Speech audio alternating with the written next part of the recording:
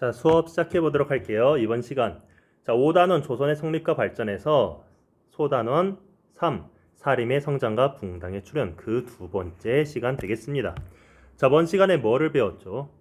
사림이 성장을 하고 그 다음 사림이 화를 입는 사화라고 하는 걸 배웠었습니다. 기억은 나나 안 나나 모르겠네. 아이고. 자, 일단 간단하게 훈구가 있었고 훈구 세력, 세조직에 공을 세워가지고 높은 관직, 넓은 토지, 많은 노비 이런 걸 지닌 훈구가 있었고 얘네들을 이제 비판하면서 성종 때 등장한 사림이라고 하는 애들이 있었습니다. 지방 세력, 중소지주 출신이었고 어디에 주로 등용이 되었다? 3사에 등용이 되었다. 관리들의 비리를 감찰하는 기구 3사. 그래서 훈구를 무자비하게 막 디스하기 시작하니까 훈구가 이에 열받아가지고 총 공격을 한 사건, 그래서 사림이 크게 피해를 입은 사건 사화라고 했습니다. 그게 네 가지 사건이 있었죠. 무오, 갑자, 기묘, 을사. 자, 뭐 했더라 한번 풀어보면서 복습해 보도록 합시다. 다음에 알맞은 사화를 써놓고 올바른 순서대로 나열하시오. 동그라미 1번 김종직이 작성한 사초인 조이제문이 문제가 되어 발생한 사화는 기묘, 갑자, 을사, 무오 중에 어떤 거? 이거는 무오사화 되겠고, 자, 동그라미 2번 조광조의 급격한 개혁, 특히 위훈 삭제가 문제가 되어 발생한 사화는 기묘사화 되겠습니다. 연산군의 생모인 패비 윤씨 문제로 발생한 사화 갑자사화. 그리고 마지막 명종 때 외척의 대립으로 발생한 사화는 을사사화. 순서는 어떻게 된다라고 했었죠? 저번에 잠깐 앞글자만 따가지고 무, 갑, 기, 을이라고 했으니까 요대로 번호 나열해 보시면 됩니다. 어쨌든 이것이 우리가 저번 시간에 배웠던 수업 내용이었고 이제 그 이후 배워보도록 합시다. 우리가 사화를 통해 가지고 계속해서 사림 세력이 죽고 유배가고 쫓겨나고 이렇게 큰 피해를 입었다라고 했어요. 그러면은 시간이 지나면서 사림은 멸종하고 전멸하고 훈구가 계속해서 세력을 집권을 하였다라고 여러분들 생각을 하기가 쉬운데 사실은 그 반대. 시간이 지나면서 훈구 애들이 이제 나이 들어 죽고 병 들어 죽고 아니면 쫓겨나서 죽고 잘못해서 이제 사약 먹고 죽고 해가지고 훈구는 사라지게 되고 나중에 최종적으로 권력을 잡은 애들이 누구? 바로 사림이다. 왜? 사림은 이렇게 끝까지 버텨서 살아남을 수 있었던 기반이 있었어. 아까 우리 사림은 지방 출신이라고 했어요. 이 지방에서 쪼만 크고 작은 요 시골 향촌에서 끊임없이 사림들을 배출해가지고 어디로? 요 중앙으로 진출을 시킬 수 있었던 거야. 죽으면 죽은 만큼 한 명이 죽으면 두 명을 보내고 두 명이 죽으면 네 명을 보내고 지방에서 이렇게 사림을 계속 배출해내서 결국 사림이 중앙의 권력을 장악할 수 있었던 거지. 그러면은 얘네들이 지방에서 이렇게 끊임없이 올라올 수 있었던 배경, 어떻게 지방에서 그렇게 사림이 성장을 할 수 있었는가? 하나는 이 사람들이 끊임없이 교육을 받고 공부를 하고 하면서 성장을 할 수 있었던 학교, 서원이라고 하는 학교가 있었고 이 지방, 향촌을 걔네들이 이제 지배를 하고 영향력을 행사할 수 있었던 그거로 향약이라고 하는 게 있었습니다. 이걸 통해서 향촌 사회에서 영향력을 꾸준히 행사할 수 있었어. 이따 배워볼 거고, 자, 이렇게 권력을 장악한 사림은 그 이전까지는 훈구를 계속 비판을 했는데 훈구가 사라졌잖아. 그러면 이제 사림은 평화롭게 통치를 했느냐? 그건 아니었어요. 사림은 정권을 장악하자마자 이번에는 이 내부에서 크게 다툼이 일어나기도 하고 분열을 하기도 하면서 두 가지 세력으로 나뉘어지게 됩니다. 왜 나뉘어지게 됐냐? 결국은 간단히 밥그릇 싸움이에요. 관직이죠. 왜? 이렇게 지방에서 무수히 많은 사람이 중앙으로 진출은 하지만 중앙에서 맡을 수 있는 관직은 10개야. 근데 사림의 숫자는 100명이야. 그러면 어떻게 되겠어? 이 10개의 관직을 차지하기 위해서 100명이 싸우는 꼴이 되겠지. 그 과정에서 내가 올라가야 되고 혹은 나와 친한 사람, 나와 가까운 사람이 관직을 맡아야 되고 어떤 사람이 관직을 맡아야 나한테 유리할까 이런 걸 재다 보니까 좋은 관직을 차지하기 위해서 이 사립 내에서 세력이 나뉘어지게 되는 거야. 특히 그 중에서도 이 사람들은 이제 뭐를 가지고 싸웠냐? 이 벼슬, 이 관직을 가지고 많이 싸웠어요. 우리가 저번에 배웠던 의정부 6조에서 6조 중에서 2조라고 하는 게 있어요. 관리들의 인사, 승진, 채용 이걸 담당하는데 그 중에서도 2조에 있는 전랑이라고 하는 직책을 누가 맡을 것인가 이걸 두고 많이 싸웠어. 왜? 2조 전랑이 뭐 하는 것이길래? 2조 전랑은 간단히 관리에 대한 인사권을 가지고 있는 거예요. 인사, 뭐 반가 하이롱 뭐 이런 게 아니라 채용하고 뭐 승진시키고 임명하고 막 이런 거예요. 특히 어떤 관리냐? 우리가 저번에 배웠던 거 관리들의 비리를 감찰하고 왕에게 직접적으로 조언을 할 수 있는 기구 3사 관리를 추천할 수 있는 권한을 보유한 것이 바로 이 2조 전랑이었기 때문에 이 2조 전랑에 누구를 앉히는가 이걸 두고 사림이 크게 두 갈래로 나뉘어졌던 거야. 어느 한 세력이 이렇게 있고 또 다른 세력은 이렇게 있었는데 이름을 약간 조금 유치하게 지었어요. 어떻게? 이쪽에 있는 사람들은 주로 집이 이제 동쪽에 있었다라고 해가지고 동인이라고 불렀고 이쪽은 이제 그 영향력이 있는 사람이 서쪽에 집이 있었다라고 해서 서인이라고 불렀어요. 동인, 서인 이렇게 나뉘었습니다. 그래서 요거 한번 해보도록 할게요. 필기 해보도록 합시다. 자, 역사 속으로 붕당이 출현하다. 사림 정권의 수립, 사화로 향촌 세력에서 세력을 키우던 사림이 언제 선조 때 정계에 진출하면서 정권을 장악할 수 있었다. 여기서 우리가 배운 배경이었고 얘네들이 어떻게 찢어지게 되었냐? 무슨 임명, 어떤 관직, 3사 관리에 대한 인사권을 가지고 있었던 2조에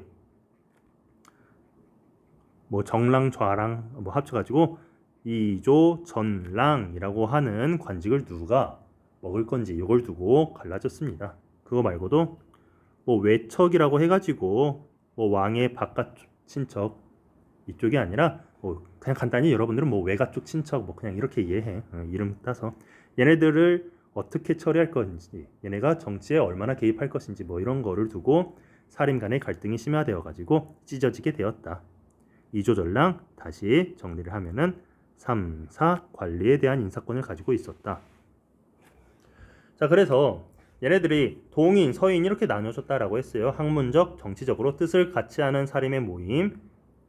이 동인, 서인 뭐 이렇게 하는 거를 붕당이라고 부릅니다. 동인과 서인. 지금으로 따지면 정당이죠. 일본 놈들은 이제 일제강점기 시절에 특히 이 동인, 서인 나뉘어진 걸 보고 한국사를 굉장히 부정적으로 평가했어. 왜? 이 한반도라고 하는 이 조그만한 땅덩어리에 사람들이 같이 협력해서 정치를 해도 모자랄 판에 이렇게 동인과 서인으로 나뉘어지고 나중에 뭐 북인, 남인, 소론, 노론 이렇게 갈라져가지고 서로 헐뜯고 지지고 볶고하니 아이고 이래서 한국 정치는 발전이 없다 이렇게 깠는데 사실은 그게 아니죠. 자, 일단 PPT 한번 봐보도록 할게요. 뭐 사림이 있었지만 동인과 서인으로 나뉘어졌고 일본 놈들이 이거 보고 하하 지들끼리 싸우고 볶네 막 이렇게 깠는데 사실은 그게 아니라 오늘날 우리나라 국회를 봐도 정당, 옛날에는 붕당이라고 불렀지만 지금은 정당이 여러 개가 있죠. 어떤 게 있습니까? 더불어민주당이 있고 지금은 아니지만 자유한국당 이거 좀 옛날 버전이에요. 수정을 안 했어. 미안. 자유한국당이 있고 뭐 바른미래당 이렇게 있고 정의당 이렇게 있단 말이야. 정당이 여러 개 있으면은 여러분들이 보면은 좋은 것 같아, 나쁜 것 같아? 좋은 거야. 왜? 자, 민주주의 사회에서 정당이 여러 개라고 하는 거는 그만큼 다양한 각계 각층의 사람들의 입장을 대변해주고 다양한 사람들의 의견을 기반으로 삼아가지고 서로 정책을 내세우면서 토론하고 그 결과 가장 합리적이라고 할 수 있는 정책을 도출해내는 거죠. 그 과정에서 어느 한쪽이 못했다 하면 비판하고 디스하고 까고 막 이렇게 함으로써 잘한 거는 이제 비판을 해서 보완하게 하고 잘못한 거는 보완하게 하고 잘한 거는 칭찬을 해줘가지고 더 잘하게 하고 이것이 바로 민주주의거든. 만약에 정당이 이렇게 여러 개가 아니라 오직 하나만 있다 해봐. 뭐 자유한국당 이렇게만 있다 해봐. 그러면 이 정당 내에서 막 잘못을 저지르고 사고를 내고 뇌물을 받고 막 마약을 해도 비판하는 사람이 아무도 없잖아. 이게 바로 독재예요, 독재. 하지만 어쨌든 정당이 여러 개면은 이거를 서로 견제할 수 있다는 거지. 그런 거예요. 동인과 서인, 붕당이 있어가지고 서로 견제해가면서 했다. 자, 동인과 서인은 서로 학문적, 정치적으로 뜻을 같이 하는 사람이 있는데, 자, 학문적으로 동인은 1,000원짜리 인물, 서인은 5,000원짜리 인물이었어요. 누굴까? 5,000원, 1,000원 이름 아는 사람. 동인은 1,000원짜리 이황과 조식의 학문 계통이었고, 서인은 율곡 이의 학문 계통이었다. 뭐 이렇게 이해하면 되는데, 어쨌든 이렇게 있는 정당 서로 비판과 견제를 통해서 정치를 실시했는데, 동인은 이후 또 남인과 북인으로 분화되었다. 많이 쪼개지죠. 북인과 남인. 그 중에서도 나중에 광해군 때는 북인이라고 하는 애들이 정권을 주도를 하다가 그 이후에는 서인이 정권을 장악한다 라고 이해하면 돼요. 간단하죠? 자, 사림이라고 하는 애들이 정권을 잡았는데 어떻게 찢어졌다. 뭐 땜시 이조전랑 때문에. 이조전랑은 3사 관리에 대한 인사권을 가지고 있었다. 어떻게 찢어졌냐? 동인과 서인으로 찢어졌다. 그러면 우리 이렇게 아까 수업 전에 개요 살펴봤는데 사림 나눠진 거 체크했고 이조전랑 체크했어요. 이제 2차 체크 안 한 거, 사림이 어떻게 지방에서 끊임없이 배출될 수 있었는가, 서원과 향약에 대해서 마저 배워보도록 할게요. 자, 서원의 발달을 봅시다. 사림의 집권 배경, 사화를 겪으면서도 사림은 향촌 사회에서 서원, 간단히 학교, 그리고 향약을 중심으로 자기들의 영향력, 세력을 유지하고 확대할 수 있었던 거다. 서원은 뭐냐? 반복해서 말하지만 학교였다. 교육을 담당했다. 하지만 여기에 머물지 않고 하나 더 있었습니다. 제사를 담당했다. 이것이 뭐냐?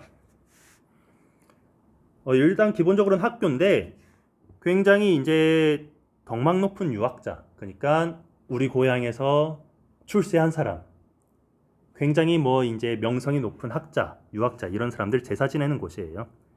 기본적으로는 양반들을 이제 교육하기 위해서 설립한 교육기관인데 최초의 서원은 백운동 서원이라고 하는 서원이 있습니다. 백운동 서원, 주세붕 이름이 좀 특이하죠. 이 사람이 건립한 최초의 서원인데 대충 서원은 이렇게 생겼어요. 뭔가 예쁘죠. 미니어처 같지. 그래서 교육하는데 제사 지내는데 기숙사 이렇게 있었다. 서원의 구조. 주세붕은 이렇게 생기신 분이에요. 굉장히 좀 이국적으로 이제 생기신 분이죠. 눈도 부리부리, 코도 크고. 자, 이렇게 어쨌든 사비를 탈탈 털어가지고 학교를 세워가지고 교육을 시키고 학자들 제사도 지낸다는데 국가가 예뻐하겠죠. 그래서 국가가 이 서원에 왕이 직접 간판도 글자를 써가지고 간판도 하사하고 땅도 주고 노비도 주고 책도 줍니다. 물론 모든 서원을 이렇게 주는 건 아니고 일부 조금 이제 잘 나가는 서원을 국가가 이렇게 지원을 해주는데, 이렇게 국가가 지원을 해주는 거 사액 서원이라고 한다. 요 정도 알아두시면 되고, 이 서원을 통해서 성리학, 유교 성리학이 끊임없이 지방사회에서 보급될 수 있었고 지방의 어떤 문화가 성장할 수 있는데 기여를 하였다. 영향은, 자, 사림은 이 서원을 중심으로 결속하고, 너 어느 서원 출신이야? 땡땡 서원이요. 난 네모네모 서원인데. 그러면 땡땡 서원끼리 뭉치자, 결속하고 여론을 형성하고 같은 서원 사람들끼리 모여가지고 어떤 사안에 대해서 상소문을 올려요. 10장, 100장 이렇게 올림으로써 여론을 형성하고 이 사람들끼리 학파를 형성해서 뭐가 되었다? 정치 세력, 붕당이 되었다. 동인, 서인, 얘네들의 근거지가 되었다. 이쪽 사람들끼리 모여서 동인, 저쪽 사람들끼리 모여서 서인, 이렇게 이해하면 됩니다. 이것이 서원이었고, 그 다음 향약 보도록 할게요. 향약은 간단히 줄임말이에요. 향촌. 그러니까 지방에서, 시골에서, 향촌에서 자기들끼리 스스로 다스리는데 규칙과 약속이다. 자기들끼리 이제 스스로 이제 마을을 이제 다스리기 위한 규칙과 약속이다. 향촌 자치구역인데 줄여서 향약이라고 하자. 그래서 뭐 기존에 있었던 향촌의 전통 풍습의 유교 윤리, 이 성리학적 윤리를 살짝쿵 이제 소금을 첨가한 거. 이것이 향약인데 내용은 뭐 간단해. 좋은 일은 서로 권한다. 이거 해라. 굿. 뭐 이런 거. 예의 바른 풍속으로 서로 교제한다. 잘못 저지르면 꾸짖는다. 어려운 일을 서로 돕는다. 좋은 내용이죠. 어쨌든 자, 이 사림 양반들은 이 향약을 마을에 이제 보급하면서 백성들을 끊임없이 어떤 자기들의 이데올로기, 자기들의 사상으로 이제 백성을 다스리고 백성들에게 자기들의 영향력을 행사할 수 있었던 거야. 그래서 지방 시골에서 사림들이 영향력을 확대하고 행사할 수 있었던 배경이 되었다. 뭐가? 향약. 그래서 지방을 통제할 수 있었다. 다스릴 수 있었다. 이렇게 하면 돼요. 그 밖에 뭐 성리학의 발달 뭐 좋은 내용 한번 읽어봐. 좋은 내용 있네. 그리고 다른 거 가문의 혈통을 중시하는 풍조로 인해서 서로 이제 결속하려면은 뭐 뿌리 조상님이 어떻게 되십니까? 허허 우리 조상님이랑 같네. 우리는 뭐 형제 브라더 뭐 하면서 뭐 이제 뭉치고 그러려면 뭐가 있어야 돼? 서로의 가문을 정리한 책이 있어야 돼. 어떤 거? 족보를 편찬하였다. 뭐 족보닷컴 뭐 이런 족보가 아니라 뭐 조상님들 이제 기록한 족보 이런 걸 편찬함으로써 양반들의 결속을 더욱더 강화해 나갔다. 이렇게 이해하면 됩니다. 오늘 내용 어때요? 쉽죠? 간단하죠? 재밌죠? 여기서 마치도록 할게요. 확인학습 한번 풀어보도록 하세요. 그럼 이만 안녕.